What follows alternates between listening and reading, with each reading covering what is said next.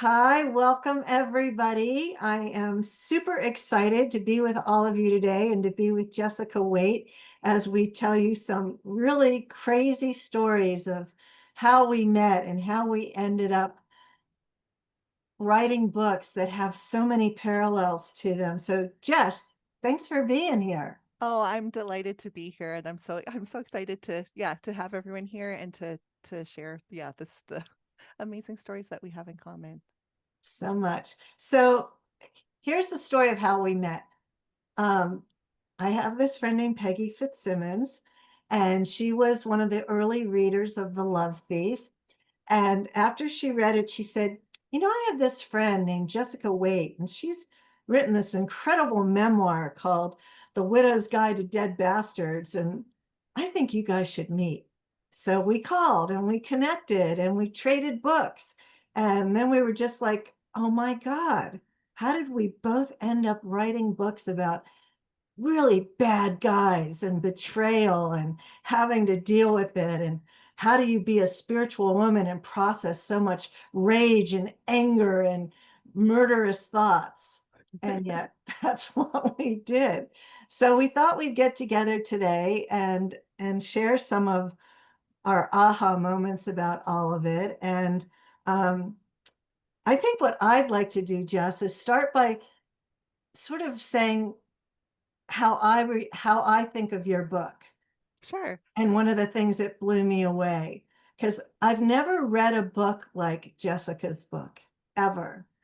The first chapter is all about vaginas, and it's not a self-help book. It's not about menopause.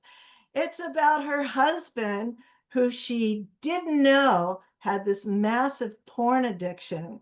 And he also was a bit OCD, so he cataloged all his porn sites, and something that a librarian would be really proud of, highly organized. And she discovered this right after he suddenly died, unexpectedly suddenly died. And that's when her life came crashing down. She thought she had a pretty good marriage with a guy she'd been with for a long time that she loved, and she thought he loved her. And then she discovers that, oh my God, not only does he have a porn addiction, he also has a girlfriend for many years who she knows, and he's been screwing around with other women, and he has drug issues, and he's been spending all the family money. And she's got this avalanche of a horror show crashing down at her as she's trying to process the fact that she's just been widowed in her early 40s. I mean, I can't even imagine, Jess, what that would feel like. It seems to me the only thing I could think of, it must be like a 747 crash landing in the middle of your chest and gasping for air, thinking, I'm dying, I'm dying, I'm dying. Yeah, that that's the really such a good analogy for what it felt like. Um I think that like one of the things, like when Sean and I were starting out, we met in Japan, and we lived together in a little apartment that was like 10 feet by 12 feet, like total. So like when two people can live together in 120 square feet, like and get through all of that, like you think you're pretty much golden and can like live through anything. But to discover these things and to find out these betrayals after like losing someone that you really loved, it was like that crash, and it was like a radioactive wave went out from the crash and kind of like poisoned everything, like every beautiful memory and every like loving thing that you had like through the rest of your life. And to me, that's sort of what betrayal feels like, is like it kind of attacks like the beautiful thing that you thought you had, and just crystallizes in a way that makes you feel like you grew around something that was completely false. And so for me, when I then was reading The Love Thief, which was, it's a novel, and I have to tell you, Arielle, I was like a tiny bit jealous when I was reading it because it was a work of fiction which gave you a lot of control over the tone. And so there was so much like beautiful and uplifting and funny like parts that go kind of all the way through the story, that I was like, oh, I wish I could have gone to India. I wish I could have had some delicious food, like that sort of thing. But I knew, even though it was fiction, that it was based on something true because it was emotionally true. And Holly, the main character in your story, goes through a series of events and a healing journey that was so resonant with me as someone who had lived through like the experience that I had. And so yeah, it was a real joy to to read your book and to be able to kind of understand that whatever the events of your story that were different, like I just felt like we were peas in a pod in terms of how we understood this process. Yeah, well, the thing that you do in your book that I don't do in mine is that even though you experience one tsunami nightmare after another, by the end of the book, you get to the deepest, most loving forgiveness to the person who betrayed you in ways that are completely unimaginable. And my character Holly doesn't get there. She gets betrayed in ways that kill her emotionally, almost kill her physically, and she never does get to forgiveness, but she gets a lot of revenge along the way. Because I'm a big believer in revenge. I know it's not a spiritual thing and karma might get me, and I'm kind of like, F that. This guy was so bad, he deserved to get what he ended up getting. Um, but I, yeah, go Can ahead. I jump in about that? Because the revenge story in your novel is like, I still think about it and laugh. And I like laugh my head off. And I know I have a little bit of revenge in my book too. And people will always tell me, like some people like that was my favorite part. And people will tell me that was like a funny part or whatever. And I'm like, what do you mean it's funny? It was deadly serious. And I think that, you know, like revenge is the like the impulse to it is so natural. Everybody understands like that desire, that burning hot coal that's driving you forward. And like what do you think the appeal is like for us when we're feeling We're that? Like human. We're just human. And actually, when you got revenge on the girlfriend, I can't remember her name, because I don't ever want to think about her again. I was like, go, just go. She deserves everything about it. I thought it was so brilliantly done. And I had first originally read the book, but I just listened to your audiobook, which was so well done and so brilliant. And I was like, oh, I wish I could write as good as Jessica does. It was just so good. well, I you're really you're loved it. an awesome and Um, amazing writer. so tell me a little bit about the process of communicating with your dead husband, because you had so many interesting experiences where, you know, he shows up in crazy ways. Yeah, this was this was one of the hardest things to write about in my story was that all of these, like even while I was so angry with him and there was no one to yell at, right? There's no one to like take out my anger on.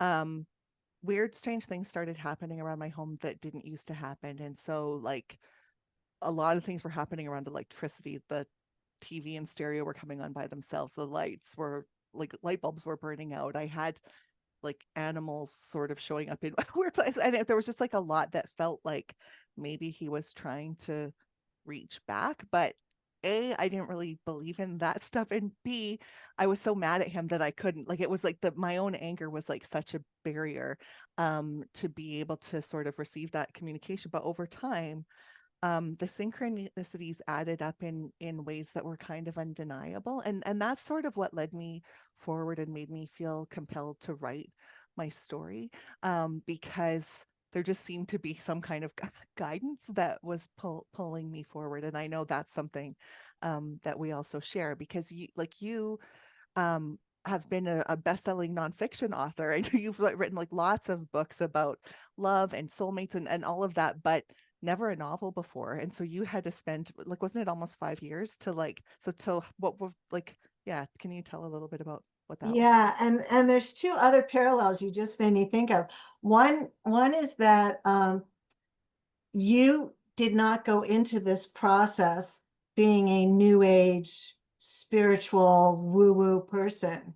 Right. And neither does my heroine, Holly. She is the only child of a new age baby boomer mother who used to hang dream catchers over her crib. She was anti yoga, anti meditation, anti anything woo woo. So it was not natural for her when she was looking to heal to go in that direction. And neither was it for you. But yes, what happened was the book came to me as a movie inside my head. And I could see that it wasn't nonfiction, and I was like, go away, go away. It was never on my to-do list to write a novel.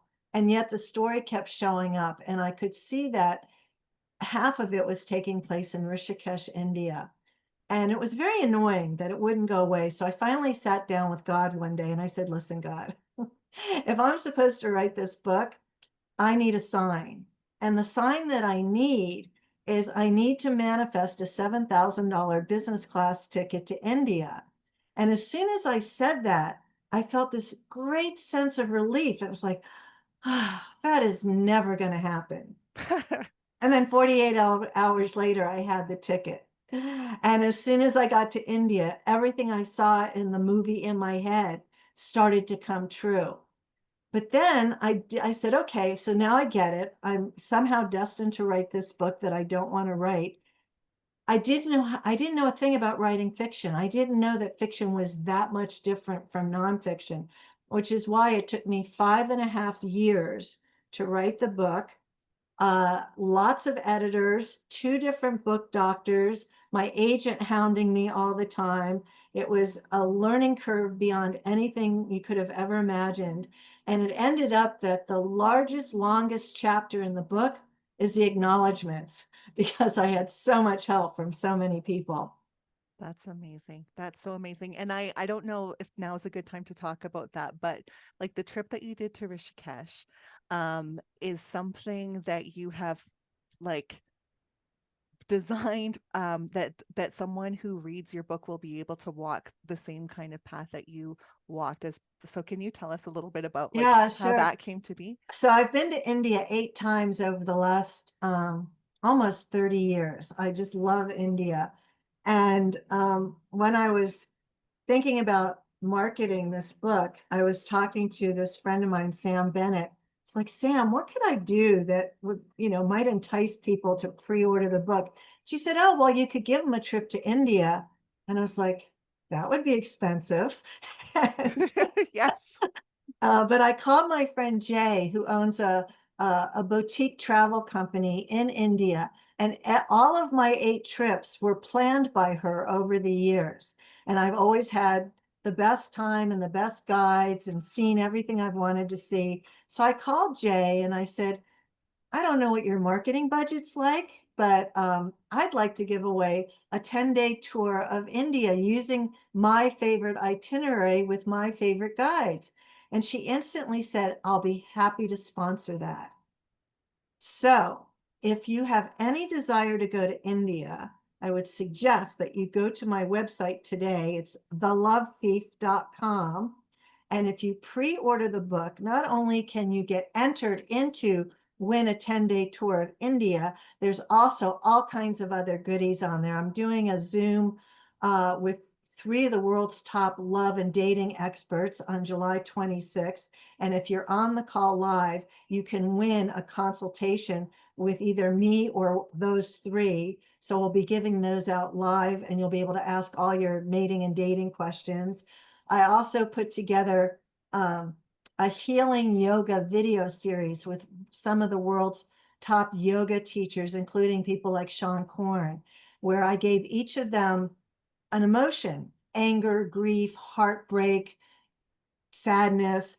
And then they came up with a yoga pose and a meditation on how to heal those feelings inside yourself using yoga.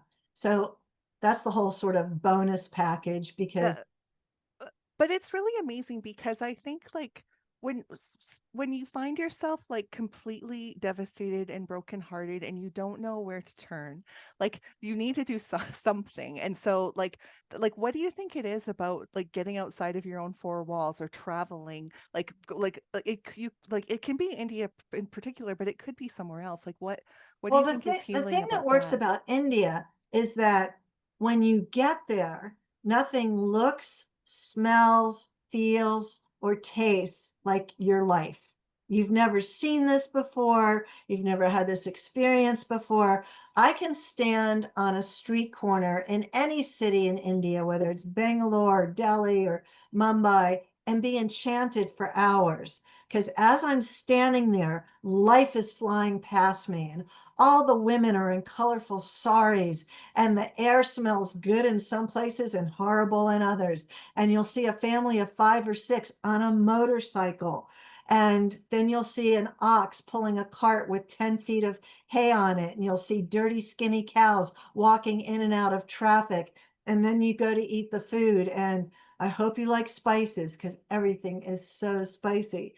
So I find that, being in India is just, no matter how upset you are, you're distracted. You're Yeah, majorly well, and I can distracted. also see like your perception, like you can't just be like in your head looping your sad thoughts, because you have to be attending to what's around you, because it's just such a bonanza of like sight, sound, smells, tastes, and all of that.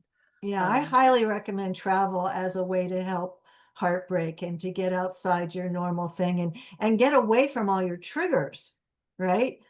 Here's something I learned about heartbreak when I used to have a thing on the internet. It was called the Art of Love series, where I interviewed the world's leading love, dating, and marriage experts and researchers.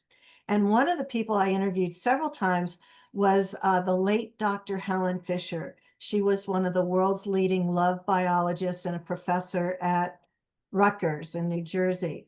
And she once told me that overcoming heartbreak is harder than overcoming a cocaine addiction.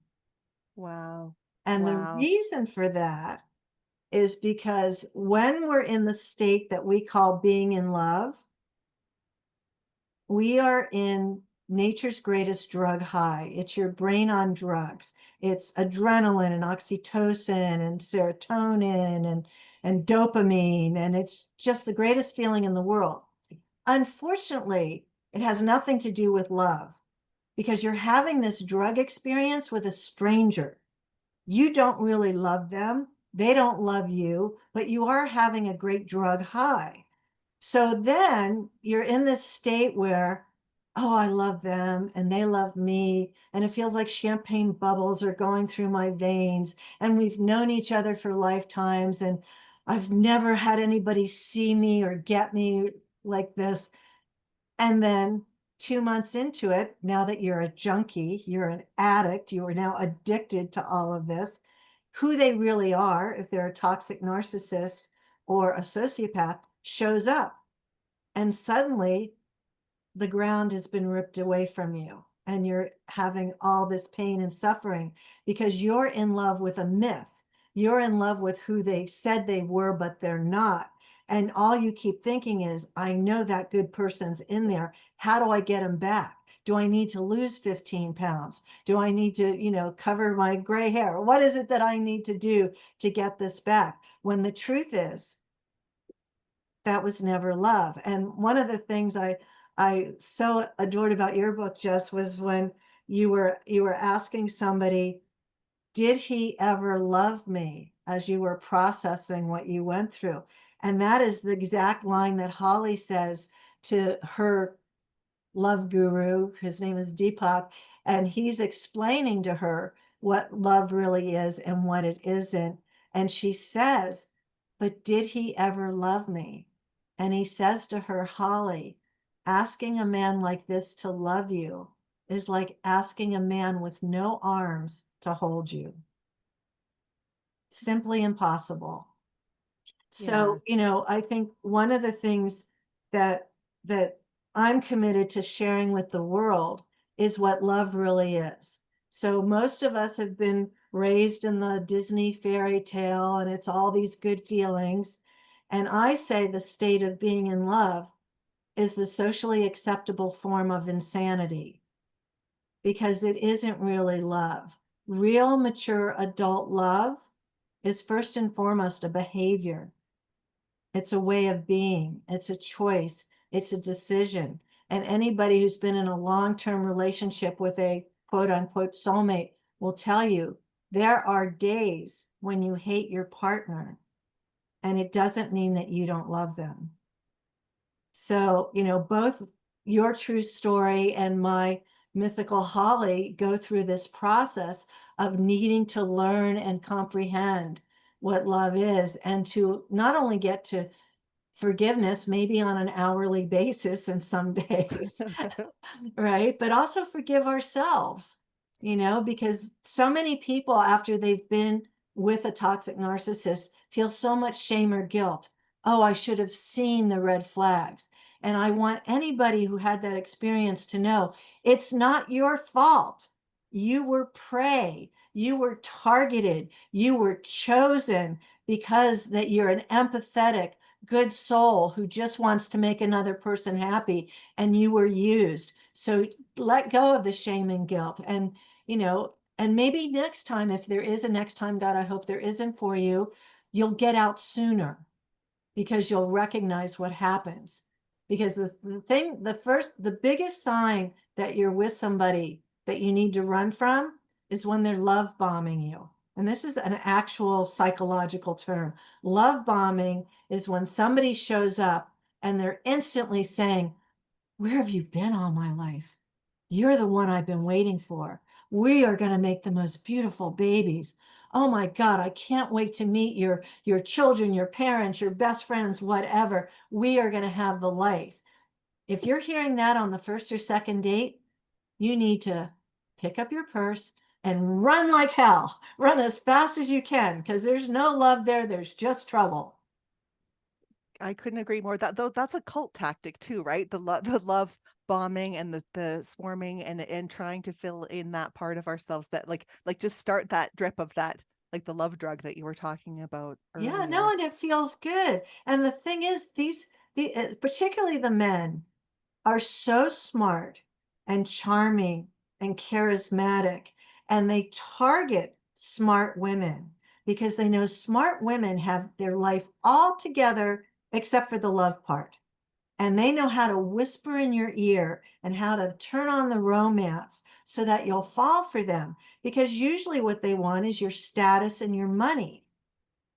And your heart, the heartbreak is just sort of collateral damage as far as they're concerned.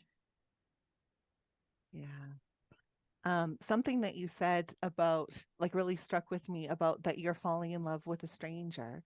And one of the things that sort of was that I had to learn, and it was hard for me, and I think it's hard for Holly too, maybe it's hard for everyone, was that like we're an interdependent species and we have to be able to trust one another in order to survive. But as a mechanism to myself, when I'm like have found out I'm betrayed, I feel like a stranger to myself. I don't really feel a lot of like love toward myself because I made that mistake in trust. I built a life with someone who was lying to me. I didn't see like all of that sort of messages. Like, how do you think, like, in your view, like what's the move to get to that place of like Well, putting trust under it's a yourself couple of again? things, and let's just park the word karma for right now because I want to talk to you about that, Sure. because it will answer part of it. But there's a lot of people in the self-help personal growth world right now trying to sell you online courses about self-love. And they have this bullshit line. You can't have big love in your life until you love yourself. Okay, this is so not true. All right. And I'm going to tell you why. Because we're human. All of us are human. And all of us are walking around with a critical choir inside of our heads telling us every day all the things that need to be fixed, all the ways we're broken, all the ways we're not perfect, all the ways we're unlovable. And some people have it much worse than others.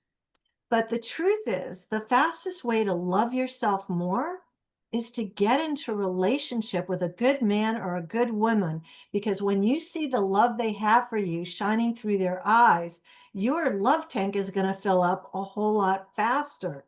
Don't you think that's true, Jess? Well, I yes, and I think I could be like loving friendships. So it's like not, it doesn't have to for me be a romantic partner. And one of the things, like this might not make a lot of sense, but I hope that I can articulate it clearly. When you were talking about the like the benefits of India, one of the things that I realized in my grief, my grief was that grief loves beauty, and that I started to make an offering of beauty to myself as a, and so that I was like, so in that way, like the things that I was loving was like the sunset or the night sky. And so I was starting to build a loving relationship and feel love between me and a non-human, because I thought the non-humans wouldn't betray me again. And so until I could get that kind of ground under me, like that was, those were, and I do have friends and family that I could talk to who I knew loved me, but like people, other people were kind of scary to me for a little while, because I had uncovered some big secrets about someone who they loved who had just died. And so it's like, it was like stepping into someone's double life, and then having to have a choice of like, am I going to, like, what am I going to do with this double life? Am I going to keep living it and just keep up the facade that has been going on this whole time, or am I going to tell people and then have them be mad at me? And so other people felt a little bit dangerous, but I see what you mean, and I'm just extrapolating it out, but from romantic love to all the other kinds. Well, So here's the good news. Harvard did a 75-year study on longevity. And what they discovered is the number one factor in living a long, healthy, happy life is two things. One, a good, solid marriage. And if you're not married, a wide circle and community of friends. That will keep you healthier and happier and living longer than just about anything. So you don't necessarily need a romantic partner. And in this day and age, there's so many options. People are always saying to me, well, I'd really like to have a significant other. And then I always ask them, I said, okay, well, do you want somebody that you're going to actually take sacred vows with and live under the same roof 24/7? Or do you want a long distance relationship where you see them one weekend a month? Or do you want to do what my stepmother did? So my stepmother called me one day, oh, close to 30 years ago. She was much younger than my dad when he died. And she said to me, I'm ready for another relationship. And she said, I've already been a divorcee, and now I'm a widow. And now I know exactly what I want. I was like, okay, Judy, what do you want? She said, I want a committed partner that I have dinner with on Tuesday nights and we spend weekends together. We never live together. We do not commingle funds. And once a year, we go to Israel for 2 weeks to volunteer at a kibbutz. And I said, okay. And I'm assuming you want this because you're so busy. She was already in a choir. She was a docent at the opera. She was a member of Mensa. She played international Scrabble wow. uh, competitively. And she had children and grandchildren. So she had this busy life. Judy manifested this man named Seth. And up until 6 weeks ago, they had a 26-year relationship like that. And the only reason it ended is because Seth died, at 80 Wow. something. So, if you're single and you want a relationship, the first thing you want to do is get clear. Okay. Not so much what they look like or, how much they weigh or if they like to do everything you like to do. None of that's that important. What's important is shared values, connection, communication. Do you have fun together? And most importantly, do you want to live with them? At some point in your life, it's like I've been married for 28 years now, and so we're getting older, and I'm thinking, well, if and when, well, not if, when Brian dies, and if he dies before me, would I marry again? And the answer is like, absolutely not. No, I could consider a boy toy maybe, but no, I want to travel. I want to do things. I have lots of girlfriends I want to hang out with. But would I go to the level of devotion that marriage requires again? I don't, at this stage in my life, I don't think I have the energy for that.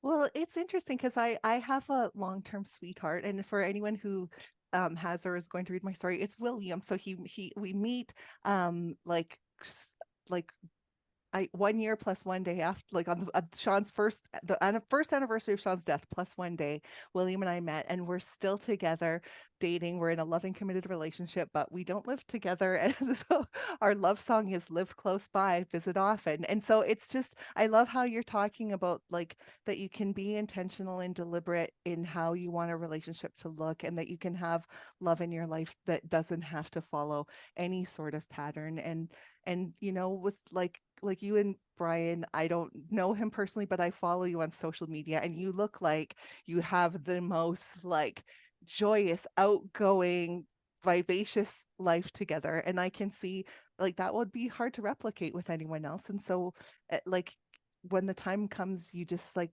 see where you are and what will fit Yeah, and I don't think about it too much. I'm a 7 on the Enneagram, so mostly I'm thinking about how can I have more fun. That's sort of my main thought all the time. What's fun and what's for dinner? You know? Um, let's see.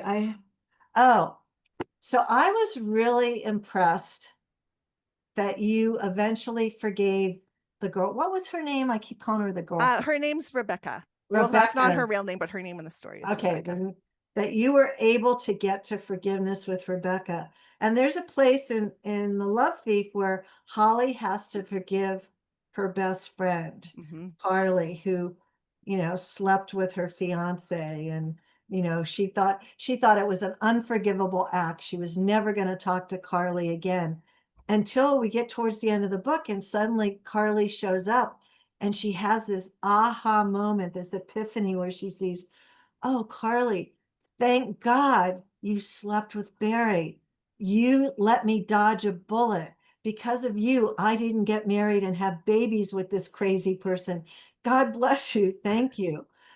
So talk a little bit about the process you had of getting to forgiveness with Rebecca, who, Sure. Yeah. bad girl. Yeah, she's still not someone that I would like, want to hang out with, but I think it's yeah, one of the things that I love in The Love Thief is that not every relationship is completely resolved, and things are still like in progress. Like there's a like it ends in a beautiful way, but like it's so true to life that things like ebb and flow. And so, there's has to be, when you find out like that this person that you knew and have been to their house was like having a long-term affair with your partner, it's like really like there's so much anger and animosity that comes up. And I really had to be with that for a while. And I think that executing my revenge plan, which was a fairly like watered down down version of revenge, but still it had its own um ambitions about like targeting my anger onto the person who I thought deserved it. That was part of the healing process for me. But what happened was kind of two things.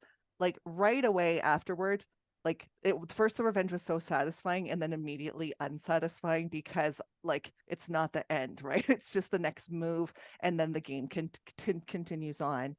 Um, but I ended up having lunch with her husband, and we had a really like very surprisingly honest conversation, where a lot of things came up, and we were able to sort of like fill in the blanks for one another about some things, because it's kind of like when someone's withholding the truth from you, there's parts of your life that you aren't privy to.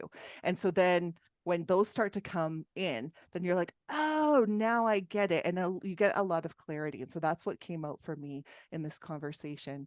But one of the things that came out in the conversation was that Rebecca um, and I had really similar childhoods with, alcoholism in the background and just some things. And I started to really kind of hold a longer view of her humanity, if that if that makes sense. And then yeah, so the part of like understanding that we were like together, like in a similar experience in childhood. And then he also talked about the day that the call came in that Sean had died, and the sound that she made, like this animal wail of grief coming out of her mouth. And I knew that sound because I made the same sound, right? And so it was like understanding um that at sort of both ends of the spectrum, we were alike with one another. It just sort of melted away for me. Um,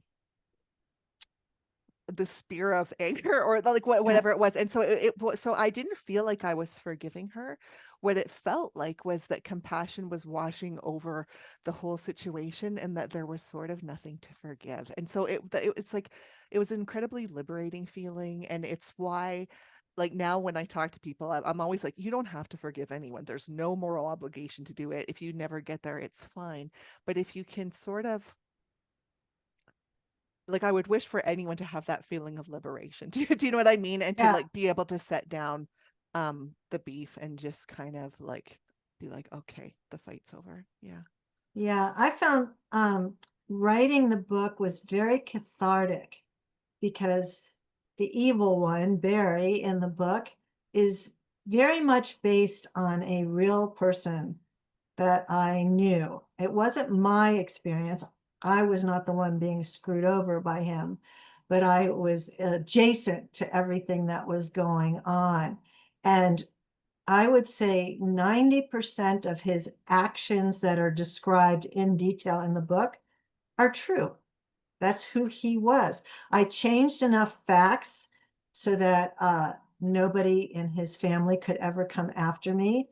And I know that I did a great job because his first wife, who I once took on a trip to India, read the book and never acknowledged that any of it seemed familiar to her. She just Wow. knew how much she enjoyed reading it at the beach. So it was like mind blowing that I did a great job of covering it up. But it was very cathartic because I had so much intense anger in the book. There's one scene in the book where I'm having a nightmare and I'm seeing Barry in this big black pot of boiling oil and he's being fried alive in oil and he's screaming for his life. I literally had that dream.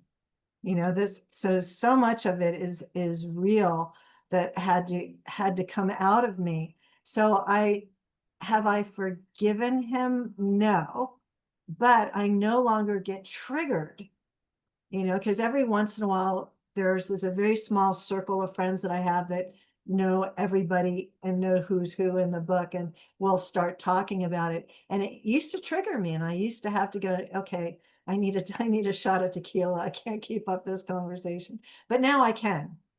Yeah, and doesn't that, like, that feels good, right? To be Yeah, I'm like sure. free of it to the point that you don't get triggered. And it also, like, to me, when I hear you talk about like that, like the real life experience and how like hooked into it that you were, um if that's not happening for you anymore, and you can kind of let go, because you mentioned wanting, like, karma is a big part of your story. It's like maybe it's not up to you to like mete out justice to everyone, and that it's not like your forgiveness isn't like the key to whatever is going to Right. happen in this person's life. Well, So now that you've mentioned karma, I've always wanted to know, do you think your relationship with your deceased soulmate, which he was a soulmate for you, yeah, you say, yeah.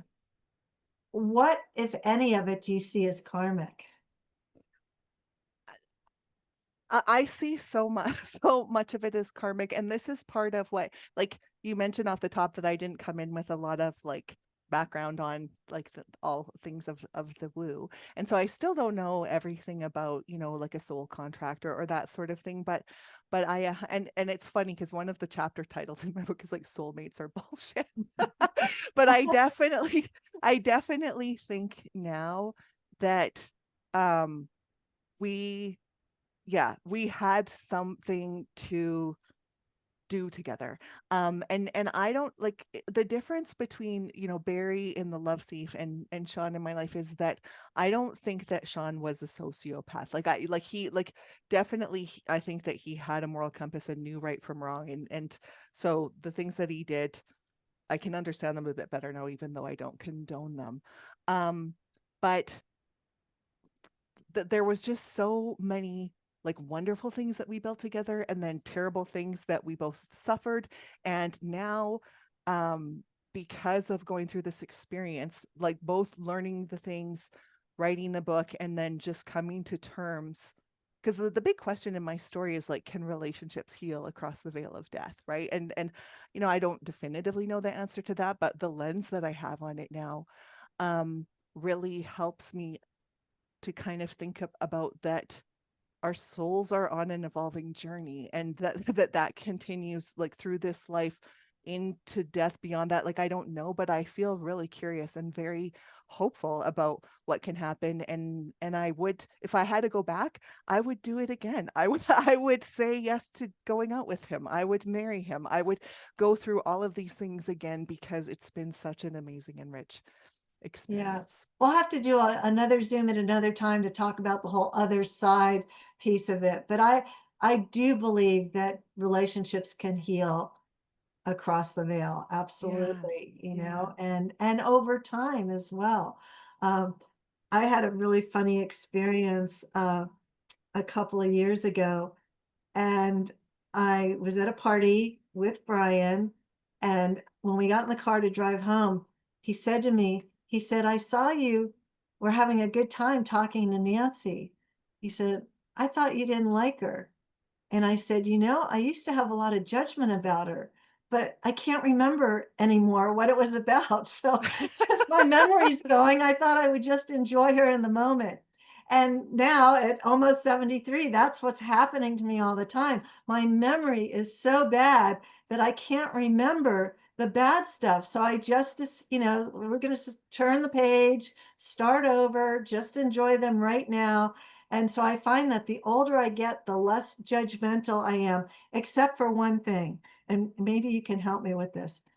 I have a real problem with tattoos, particularly tattoos on women. And, and I've got these young nieces and they have all these tattoos on their chests, and they have PhDs. I mean, they have like, they're smart girls, but they're running around with these things they call sleeves. And I haven't yet figured out how to get over my judgment. And I said something the other day that I found out I could probably get arrested for. I was saying that if I were still a business person and I was still hiring people, I would not hire people who had visible tattoos. And they, oh my God, that's illegal. You can't do that. Oh, interesting. That's so interesting. I think that my boyfriend William would be laughing right now, because this is one of his things too. He really can't stand tattoos. And on his Match profile, it was like one of the only deal breakers that he had. And I'm like, well, I got a tattoo that said "Let It Be," which is Sean's favorite song, on my arm. And so yeah, I think people are really into like marking, like making the invisible visible on their bodies through tattooing. And so that's how I hold it. I don't know if Yeah, that well, let's helps you. let's see them 30 years from now when their skin is sagging and wrinkling and the tattoos are faded. Because I once saw a coffee table book that had those kind of pictures in it. Oh And yeah. I think maybe that's where I got my That bias. warded it off for Okay, you. we are completely off topic here. Yeah. Why don't we do this? Why don't we open it up for questions? If you would like to ask a question, let's see, you can raise your hand or you can put it in the chat. And then Christine's here. She's going to organize that, right? That sounds awesome. And while we're waiting for that, Ariel, can you just say one more time, if people want to enter to win the trip to India, what they should do? Yes. Hold on one second. Okay. I have an alarm every day at 4:44. My alarm on my phone goes off because that's our sign to scream across the house, "Hey, it's 4:44. I love you." Because we believe that 4:44 is a message from God saying God loves us. So that's what that Wow. voice was. That's a Yeah, beautiful ritual. yeah, so just go to thelovethief.com and you can see what all the bonuses are and if you want to pre-order the book. And if you don't want to pre-order the book, but you want to enter the sweepstakes for India, you don't have to buy the book to enter the sweepstakes. So that's one of the things I found out when I was designing all of this. Legally, I can't make you buy my book, Oh, but I but I will think you'll want to. I think I that will people tell will you want to. that the Kindle's $4.99. Okay, so Christine, do we have any questions? Yes, Kara has a question. I'm going to unmute you, Kara. Hello. Oh, hi, Kira. Hi. What are you working on now, Jessica? What's your next project? Well, I was saying to Arielle before we came on, I'm just at the very beginning of considering starting a new project, but it's nothing that I expected and not quite ready to talk about it yet because I don't know. okay. Do you know, like, I know because I know Kara's a memoirist too and has an amazing, more than one amazing story to tell. That writing a book is so flipping hard. Like you really need like either that movie in your head or the thing that's like pushing you through to know that you're going to be able to finish it. And I haven't quite got I'm not quite there yet, but thank you for asking. Yeah. Yeah. Well, I will support whatever you do. So thank you. Thank you. Thank you, Kara. Okay, Carla. See here. Where are you? I'm gonna go ahead and unmute you. Hi.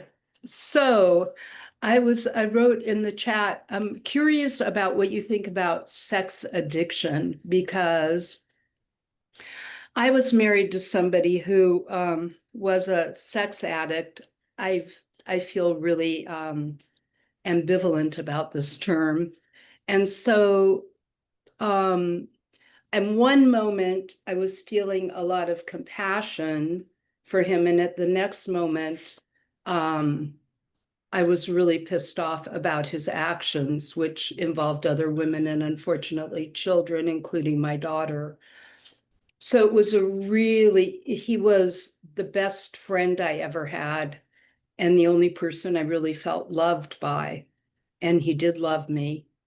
I've totally cut it off now, but it was so confusing for so many years. And I can't say that it's not still confusing. I'm just not so tied up in the trauma of it all. So hard. That what a hard thing to go through.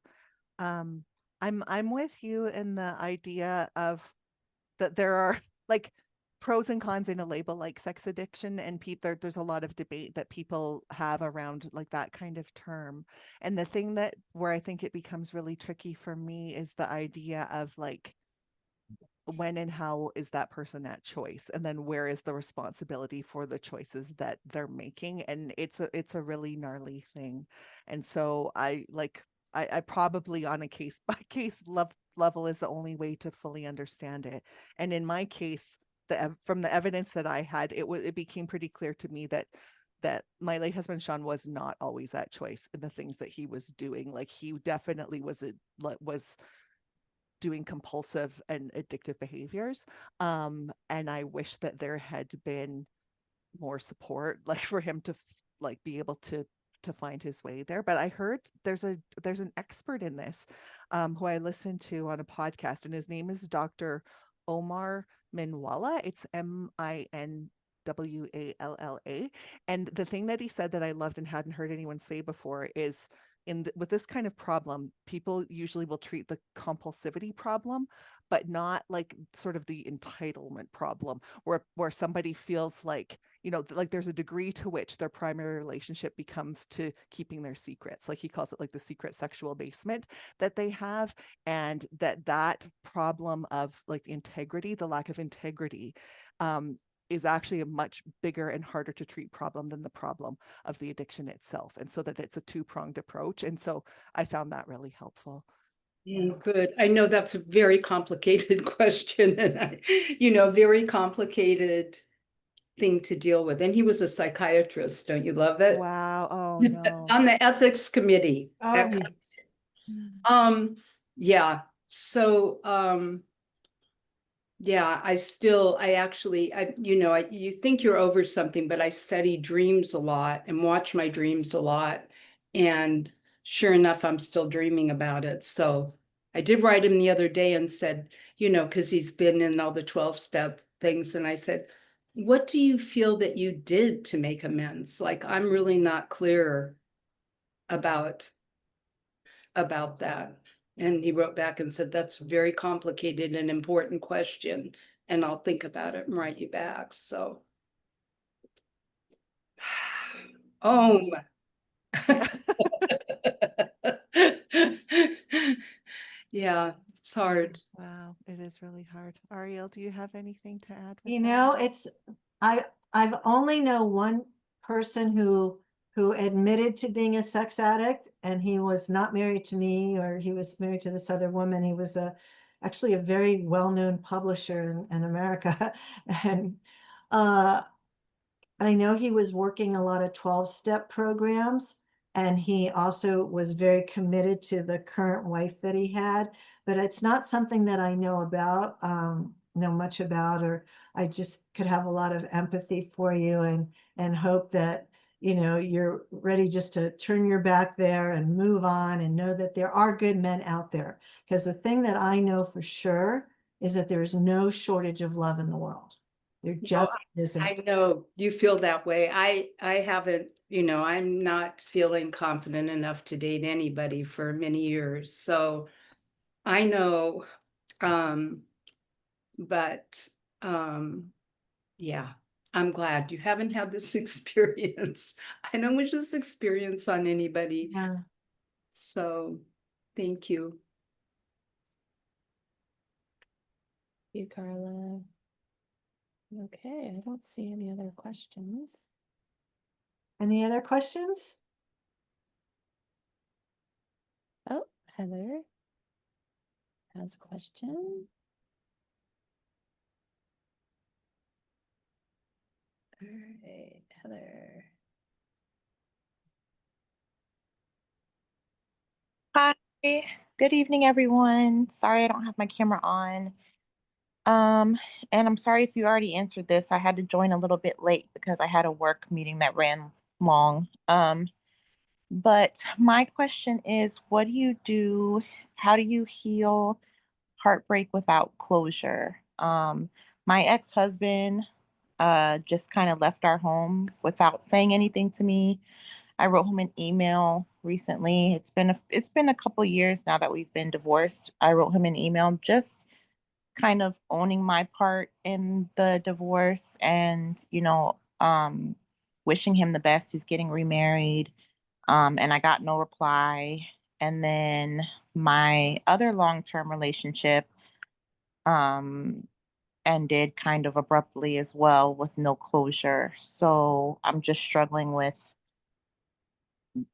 thinking about the future, how easy or hard it's going to be for me to kind of open the next chapter without ever getting to have officially closed those.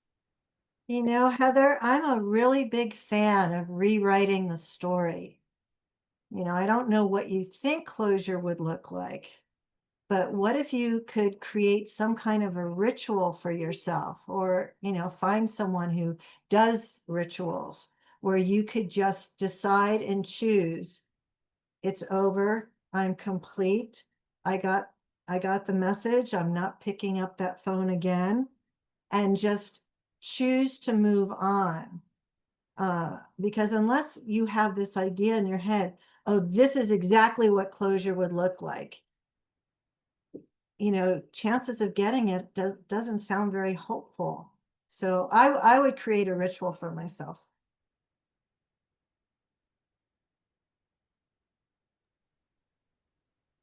Oh, you're muted. Jess, you're Yeah. muted.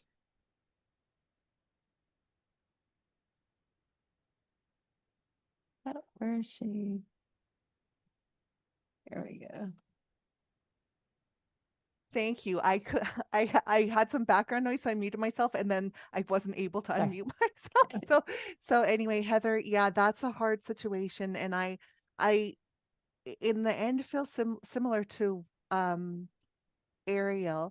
But I wanted to mention also like that I've had people say to me, it must be a lot easier for me because my husband died and can't keep hurting me, and like living people can keep on, and so that it's like easier to have closure. And that didn't exactly feel true. Like there was nothing that felt very easy about it. And I also felt like there was a lot that was not closed. But that was exact what Arielle said is sort of exactly what I did. I just envisioned that I'd come, like you mentioned that you've sent an email. Like it's like, okay, that's that's the end of the road for me, and now I'll close and close the door, and having support, like someone to help you with the ritual, I think could be really helpful.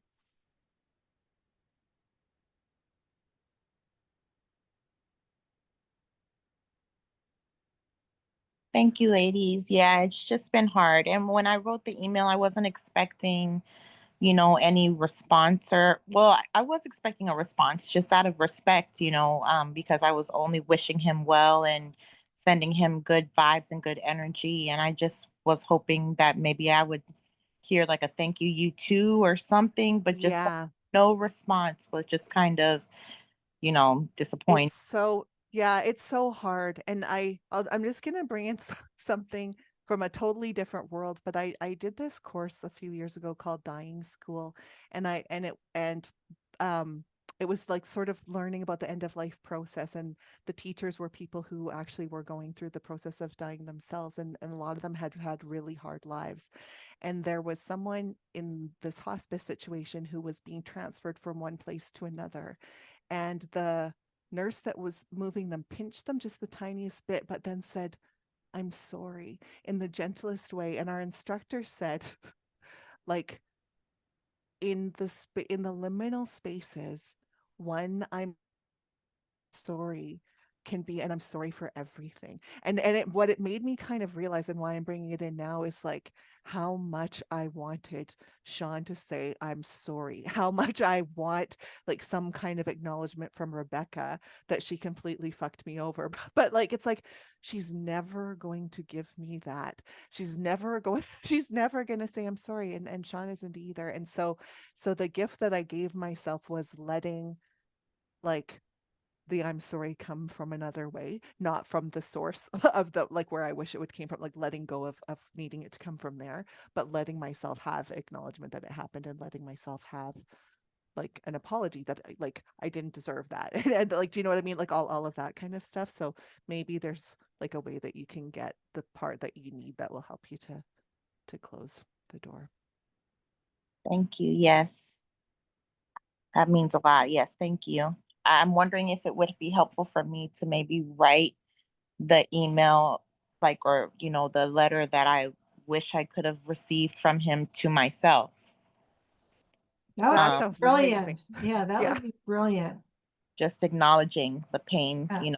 that was caused. And, I owned my part. So maybe owning his part for him, and giving myself permission to just move on, with that closure.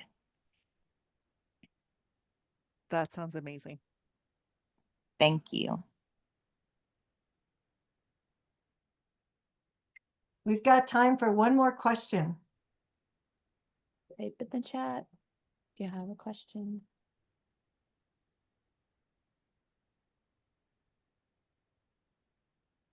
I'm reading some comments in the chat now. Sometimes we have to look at what type of people we attract.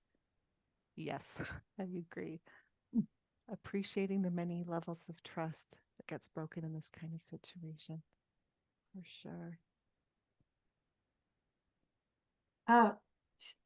Diane has her hand up. Oh, okay.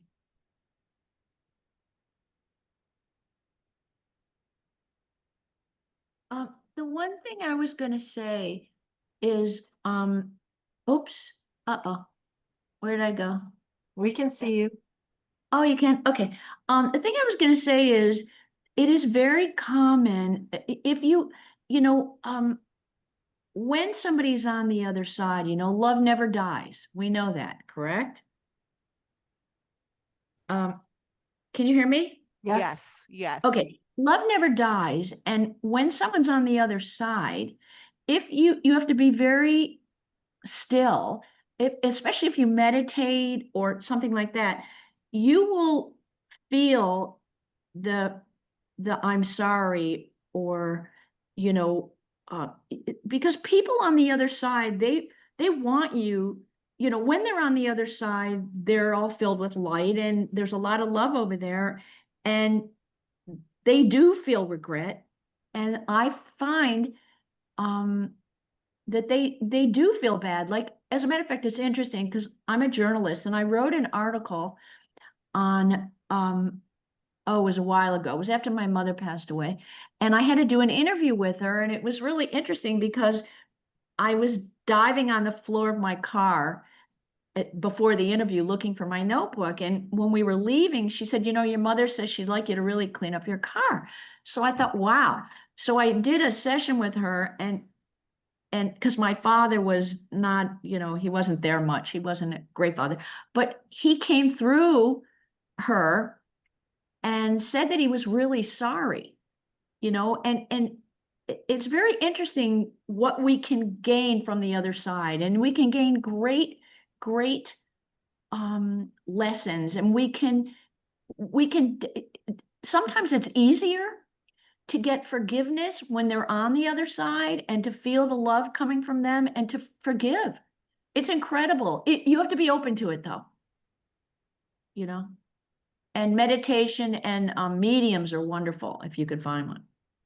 Yeah, I love what you shared there, especially about, I've heard from so many people that if you have a meditation practice, I think you're like so far ahead of the game in being able to like to feel what you're talking about. And also mediums, they're not all like equally a fit for Talented. everyone. Yes, not all equally talented, but there are definitely some out there that are the real Right. deal. Yeah. Yeah. It's you know what people don't realize, like when you're when on the other side, it's all energy, and it's all energy here as well. So when the electric goes out or when the stereo goes on or off, that's them trying to contact you. You know, that's classic. Yeah, it is. It is. It's fascinating. It's so fascinating, but you have to be open to it. And yet, and what's interesting is I found that when my mom passed away, I was very angry about something that happened. And she would come to me in a dream, and I was still very angry, and then she would disappear. You know, because on the other side, it's a higher, such a higher vibration. You know, that's something I would love to talk to people about is dealing with different vibrations, you know, on this side. Well, that's a good topic for another day, Diane. So Yeah. I want to Yeah. thank you, Jessica, for giving me an hour of your time. It's been so much fun, and thank all of you for coming. And if you haven't read Jessica's book, you must read it. It's just a page turner. And I will hope to see you all again someday. And thank you, Arielle. Thank you for inviting me. Everyone, run out and get The Love Thief. You will be so glad that you did. And yeah, we'll hopefully see you again soon. All right. Okay. Bye, everybody. Thank you. Bye.